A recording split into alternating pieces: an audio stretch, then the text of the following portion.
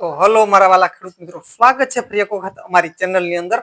ખેડૂત ભાઈઓ, અમેરિકા અને ઈરાનનું જે યુદ્ધ છે ચાલી રહ્યું છે તેની અંદર આમ જોઈએ તો ખેડૂતોને અત્યારે ડબલ નુકસાનીનો વારો આવ્યો છે. હવે ડબલ નુકસાનીનો કઈ રીતના વારો આવ્યો તો ખેડૂત ભાઈઓ આમ જોઈએ તો જ્યારે આપણે જીરાનો પાક આવ્યો ત્યારે 4000 આસપાસ ખેડૂતોને જીરાના ભાવ મળી રહ્યા હતા.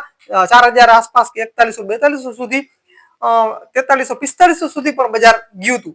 પણ ખેડૂતોને એમ હતું કે આ વર્ષે જીરું જે છે જે ઉત્પાદન જે છે તે ક્યાંક ને ક્યાંક ઓછા આવ્યા છે, વાવેતર પણ ઓછું થયું છે અને ઉપરથી માવઠાને લીધે જીરાના પાક જે છે તે ઘણો બધો ફેલ ગયો હતો. એટલે ક્યાંક ને ક્યાંક આપણને એમ હતું કે જીરાના ભાવ 5000 પ્લસ તો આ વર્ષે રહેશે, એમાં કોઈ પ્રોબ્લેમ નહીં આવે. પણ શરૂઆતમાં જે ખેડૂતોએ જીરા વેચ્યા એને ગાહનો ફાયદો થયો, કેમ કે 4000 પ્લસ બજાર ભાવ હતું અને થોડું ઘણું ભેજને હિસાબે ખેડૂતોને થોડોક ફાયદો થયો. પણ જેમ સમય ગયો અને યુદ્ધ જેમ હાલ્યું તેમ ખેડૂતોને જે 5000 ની આશા હતી એની જગ્યાએ 3500 ને 3800 રૂપિયા અત્યારે થઈ જીરાની બજાર જે થયું. અને એ બજારમાં અત્યારે જીરા બજાર છે તે અટકી રહ્યું છે. એટલે ખેડૂતોને જે ભાવ જે 5000 આસપાસ જે મળવાની જે આશા હતી તે ક્યાંક ને ક્યાંક અત્યારે ખેડૂતોને મળી રહ્યા નથી ભાવ. એટલે કે નુકસાનનો વારો આમ જોઈએ તો મોટો આવ્યો છે, ડબલ નુકસાનીનો વારો આવ્યો છે. તો કઈ રીતના ડબલ નુકસાનીનો વારો આવ્યો કે ગયા વર્ષનું જે જીરું આપણું હતું તે હવે એમને જીરું પડ્યું છે અને આવનારા વર્ષમાં હવે આપણે જે ખાતરની જે જરૂર છે, ક્યાંક ને ક્યાંક ખેતી કરવી છે, ખાતરની જરૂર છે, ખાતરમાં પણ શોર્ટ ખેતી કરવી છે, તો ડીઝલનો ઇસ્યુ અને ઘણા બધા આવા ઇસ્યુ આવી રહ્યા છે. ત્યારબાદ આપણે દવા મંગાવશી અથવા તો આપણે બિયારણ મંગાવશી, કોઈ પણ વસ્તુ આપણે મંગાવશી એટલે ખેતી માટે અત્યારે ખર્ચાળ રહેશે. કેમ કે ડીઝલનો ઇસ્યુને હિસાબે ટ્રાન્સપોર્ટિંગ જે છે તે મોંઘું થશે. છેલ્લે તો ખેડૂતો ઉપર જ જવાનું છે.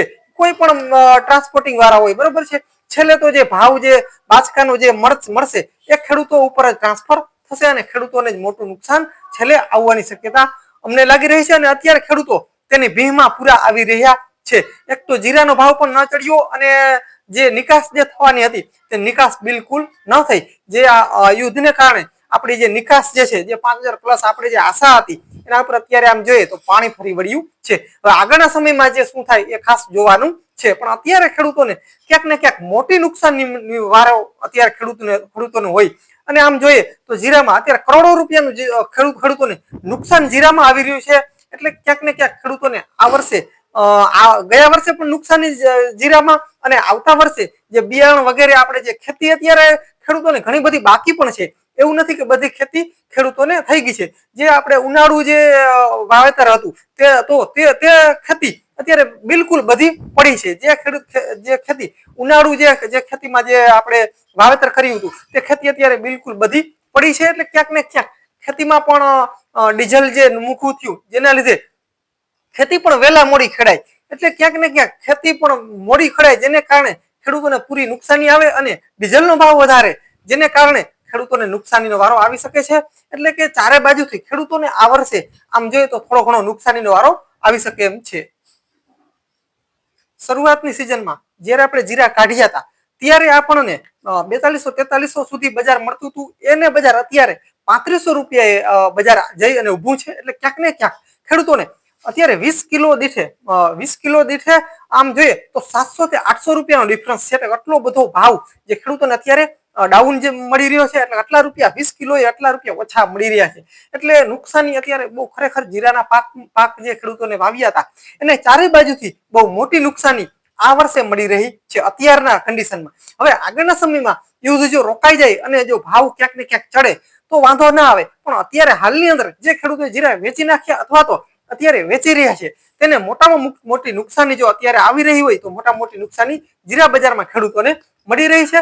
અને ઉપરથી ડીઝલના ભાવ પણ ક્યાંક ને ક્યાંક વધી રહ્યા છે. એટલે ખેડૂતોને આ વર્ષે આમ જોઈએ તો ઘણી બધી નુકસાનીનો વારો આવ્યો. શરૂઆતમાં મગફળી જ્યારે આપણે ટેકાના ભાવમાં હજી ખેડૂતોએ જે વેચી એમાં ઘણો ઘણો ફાયદો થયો.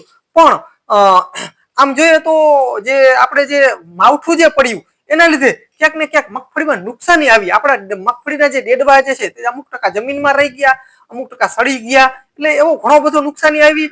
બીજી વસ્તુ કે આપણે ચારામાં બહુ મોટી નુકસાની આવી, એટલે કે મગફળીનો જે આપણે ચારો હતો તે બધો પલળી ગયો, એટલે ક્યાંક ને ક્યાંક આ વર્ષે ખેડૂતોને ઘણી બધી નુકસાનીનો સામનો કરવો પડ્યો છે. અને આમાં ખેડૂતોને આ વર્ષે આમ જોઈએ તો બહુ ઓછો બેનિફિટ રહે એવી પૂરી શક્યતા અત્યારે અમને લાગી રહી છે. એટલે ક્યાંક ને ક્યાંક ખેડૂતોને આ વર્ષે નુકસાનીનો વારો તો 100% આવ્યો છે અને હજી પણ આવી રહ્યો છે. એનું કારણ છે કે ડીઝલના ભાવ ક્યાંક ને ક્યાંક ચડી રહ્યા છે. એટલે હવે જોઈએ આગળના સમયમાં શું થાય છે, સુધારો આવશે તો વાંધો નહીં આવે, બાકી તો આમનામ જ ચાલવાનું છે એવી શક્યતા હાલ અમને લાગી રહી છે. તો ખેડૂતભાઈઓ બસ વિડીયોની અંદર આટલું જ. ખેડૂતભાઈઓ મળીએ અવનવા વિડીયો સાથે, ત્યાં સુધી મારા વાલા ખેડૂત મિત્રો રજા આપશો.